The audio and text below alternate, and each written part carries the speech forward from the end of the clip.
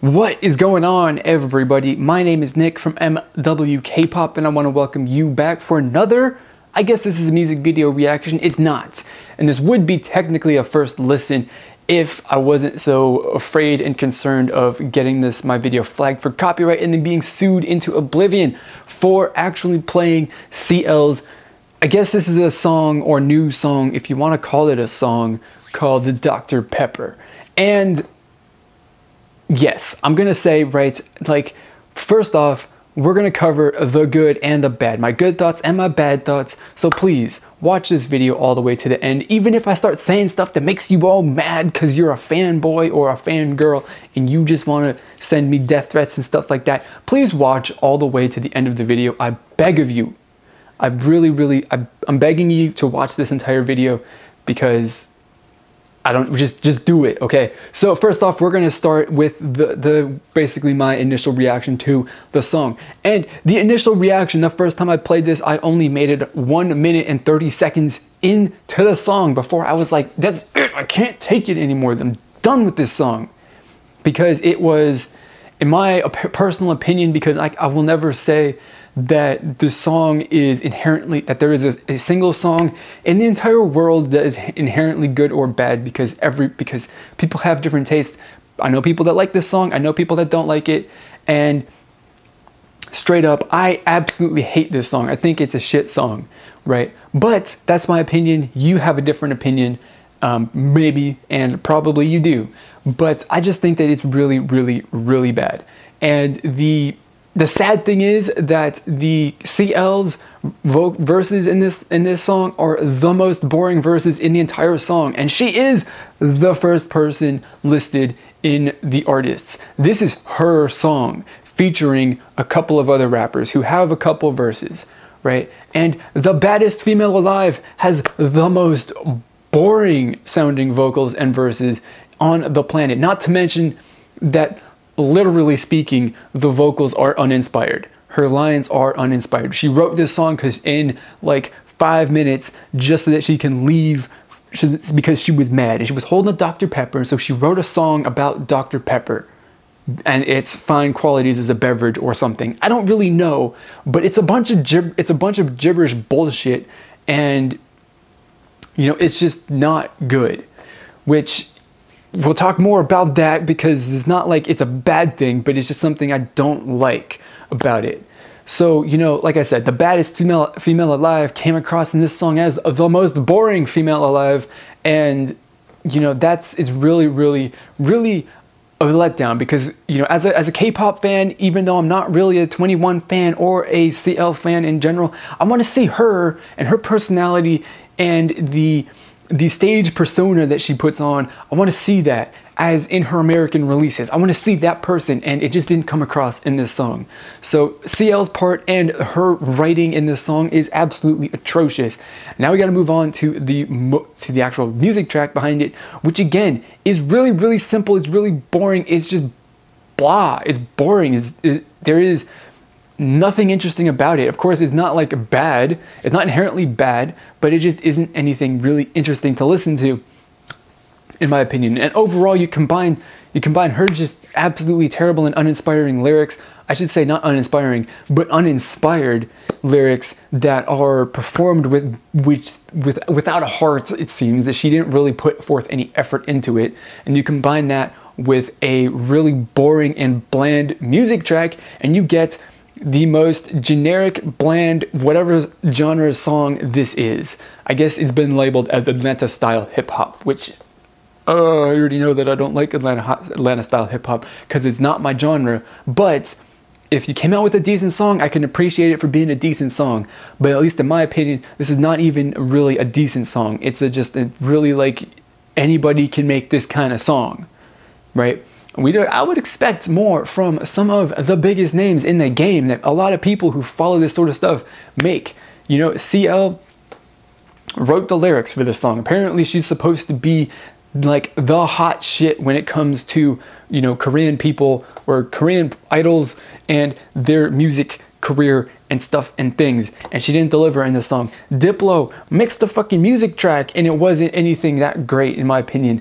And then you got the other rap dudes who just doing their thing, and again, you know, like I don't know anything about them. I don't even remember their names because reasons, and that shows how much I cared about them when the song was over. Because I listened to this at least 3 times, right? After the first time where I aborted 90 seconds in. So that's bad. I mean, just overall, I don't like the song. It's just real. It's not inspiring. It's bland. It's boring. It's generic. It's a bunch of very underwhelming, you know, all of the underwhelming and, you know, adjectives that I can use to describe this song as, you know, average or below average as far as a song is concerned.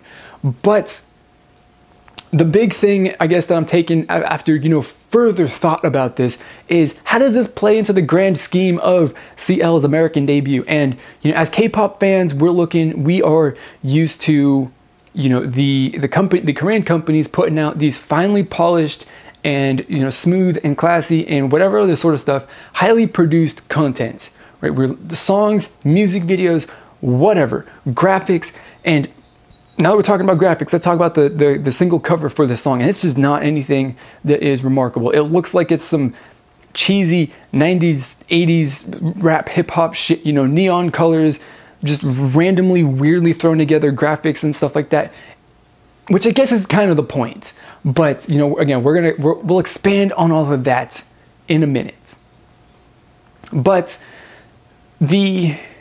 right, so as K-pop fans, right, we're used to, you know, seeing the highest production qualities that these companies can possibly put out, the most elaborately produced music videos that you will ever see in your life, songs and choreography and live stages and these albums and the photo shoots for the photo books and every single aspect of a release of Korean pop music is the most well-produced and finely produced and the best and perfect that this company can afford to do. And, you know, that is kind of, it's a bit different than than this song. Definitely it's different from this song. As K-pop fans, we really have to get out of the mindset that, you know, that we're going to be getting like the most perfect thing that this company can put out, because it's not really the way that the American music industry works, because they don't give a shit. As long as it sells and people are it's gonna, you know, catch on and people are gonna like it, it doesn't matter. The music video could be shit. It could be shot with the freaking flip phone. And if people love the music video, then that's fantastic. And, you know, it just doesn't really matter. You know, and this is kind of an example of this. The song, honestly, is made for fun. I really think that. And it's not a bad thing, you know, making songs for fun, bringing some of your friends to throw in some fun verses in your song is great. I think it's really awesome. It's fun, it's awesome, and it's also a good way to make a little bit of cash for these people as well, because let's be real here, you know, fans of 21 and CL are gonna buy the shit out of this song, you know, and especially if they like it. And people who just like this kind of music in general are gonna buy the shit out of this song. And it goes on sale, I believe, next week, so you should just wait for this to land itself somewhere on the charts. I'm pretty sure it will. You know, but for a song that it's not serious, it's not well made, it's anything like what, you know, the K-pop fandom would be expecting or that we are used to. And I think that that's a good thing. And, you know, I think it's a good thing in relation to, you know, how it kind of, another little thing that they're showing as the, you know, approach and the way that they're going about making CL's US debut. Now, you know, we've seen, I'm really, just to be completely honest, I am really apprehensive about this. I haven't seen anything yet that is going to be showing me that it's going to be a success. I really still think that it's going to be a failure, but, you know, as the days go on and more stuff like this gets revealed and, you know, we get to see more stuff like this, you know, I start to think more and more that it could possibly end up being not a failure, and it could turn into something, you know, something somewhat successful at the very least.